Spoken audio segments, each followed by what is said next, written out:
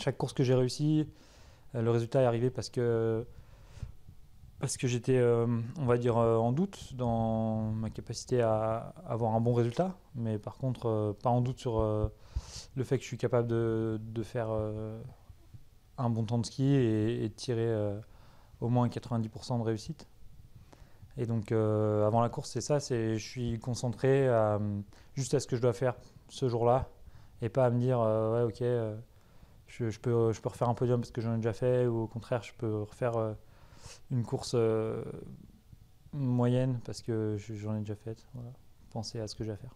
Je pense que j'ai une marge de progression, surtout au tir, c'est ce qui est le plus flagrant. Comme j'ai dit, j'étais encore 6e ou 7e actuellement au classement mondial en faisant des courses qui sont terribles à 13 sur 20 ou même 7 sur 10. C'est des courses qui ne sont pas à la hauteur du niveau de tir sur la Coupe du Monde de biathlon.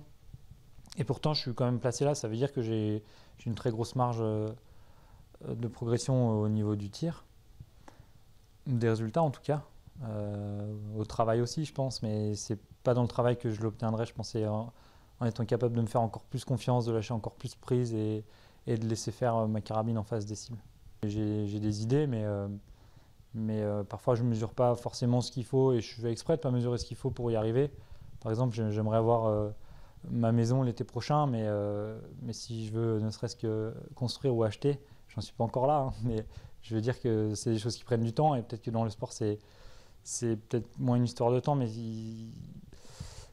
voilà, moi je suis ambitieux, mais on va dire doux rêveur, et je pense que c'est ce qui m'amène aussi à faire des choses un peu surprenantes dans le bon sens, avec des podiums que personne n'attendait, ou voilà, des super courses un peu sorties de nulle part.